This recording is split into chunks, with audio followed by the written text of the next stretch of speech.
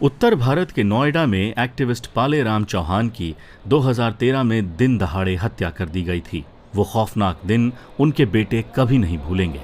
समय तकरीबन सुबह 11, सवा 11, साढ़े 11 बजे के आसपास 3 लोग इस तरफ से आए हैं बाइक पे, गांव के लोग हैं, और बाइक यहाँ खड़ी करके अंदर घुसे हैं। मेरे पापा को लेटे हुए थे, उनको गोली मारी है और फिर यहीं से वापस अपनी बाइक से भाग गए हैं।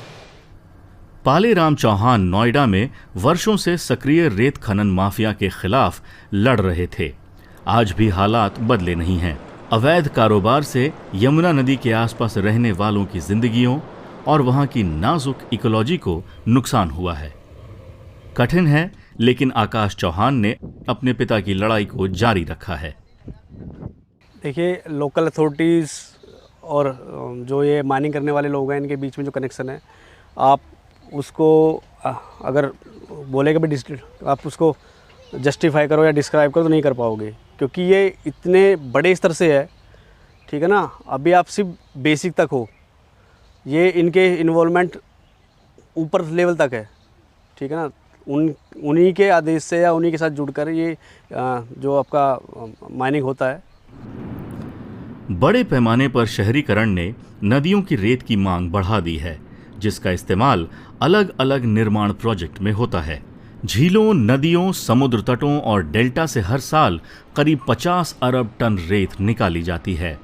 बड़े पैमाने पर निकाली गई रेत की भरपाई आसान नहीं और इसे फिर से भरने में हजारों साल लग जाते हैं।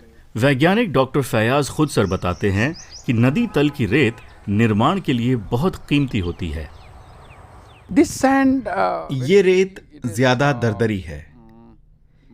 रेगिस्तान में रेत देखिए तो बहुत ही ज्यादा हल्की होती है और समंदर की रेत में नमी को सोखने की क्षमता ज्यादा होती है।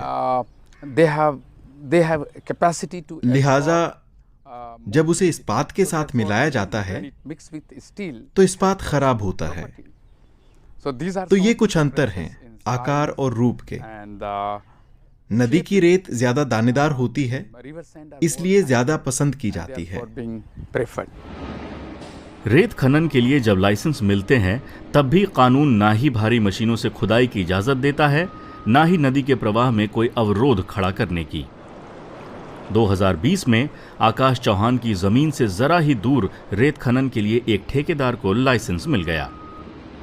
हो रहा है पीछे यमुना नदी में, और अभी फ़िलहाल देखो आप गिनती करोगे तो 1, 2, 3, 4, 5, 6, 7, तकरीबन 7-8 मशीनें चल रही हैं। और आप जैसे पीछे देख रहे हो मेरे, जहाँ पे वो ट्रक दिखाई दे रहे होंगे आपको पीछे, मैं आपको दिखाना चाहता हूँ, वो ट्रक दिखाई दे रहे हैं आपको। वहाँ से यमुना का जो किनारा है, आप देख सकते हो अंदर की तरफ को गया हुआ है, अंदर की तरफ को दबा हुआ है। मतलब जो रिवर का जो किनारा है, जो धार बनी होती है, वो उस तरह से नहीं है, ये कटान लगा हुआ है। नदी सिर्फ पानी का बहता स्रोत नहीं है, वो दोआब बनाती है, वेटलैंड बनाती है, चराई के मैदान और जंगल बनाती है, जिन सब को मिलाकर इंसानों और पशुओं के लिए रहने की जगहें बनती हैं। नदी तटों पर रेत मौजूद होना जीवन यापन के लिए अनिवार्य है। रेत एक बड़ी भूमिका निभाती है, क्योंकि वो न सिर्फ पानी को साफ करती है, बल्कि वो कई सारे जीवों का घर भी है। और ये जीव नदियों के लिए बहुत जरूरी हैं। वे वहां पलते बढ़ते हैं। यमुना नदी के किनारों पर खेती कर रहे धर्मवीर चौहान जैसे कई किसान रेत खनन के असर को महसूस करने लगे हैं। नदी के इतने करीब होने के बावजूद मिट्टी आलू, अमरूद और आम जैसी फसलों के लायक नहीं रही, जो कुछ साल पहले आसानी से उग जाती थीं। अब ये सामने है मैडम, मक्की बोई है, 1 दौर से 24, आधे मर गई, आधी रह रही है। जो अमरूद का पेड़ है, आधा फल आ रहा है, आधा नहीं आ रहा। नींबू में तो आए नहीं, 2-3 वो आ रहे हैं बस नींबू। खराब हालात ने धर्मवीर को अदालत का रुख करने पर मजबूर किया। उनके खेत के पास खनन जारी है। पिछले 4 दशकों में यमुना नदी के तट के आसपास के इलाके में भूजल करीब 50% गिर चुका है। नोएडा जैसे शहरी केंद्र पिछले कुछ दशकों में फैल गए हैं।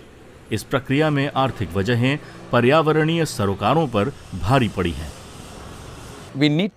इकोलॉजी और इकोनॉमी एक पटरी पर आ सकें, ऐसा समाधान खोजना होगा। ये संभव है, नदी बहुत सारी रेत लाती है, लेकिन हमें ये समझना होगा कि किस इलाके में खनन हो सकता है और किस में नहीं। भारत की अलग अलग अदालतों ने समय समय पर रेत खनन की गतिविधियों पर अंकुश लगाने से जुड़े आदेश जारी किए हैं। सरकार ने भी इसके लिए टिकाऊ तरीके अपनाने के नियम तय किए हैं, लेकिन जमीन पर इन नियमों की अनदेखी जारी है। रेत की भूख बढ़ रही है, लेकिन इस बेकाबू रेत खनन के साए में रहने वाले आकाश जैसे लोगों की इससे पैदा खतरे को कम करने की कोशिशें भी जारी हैं।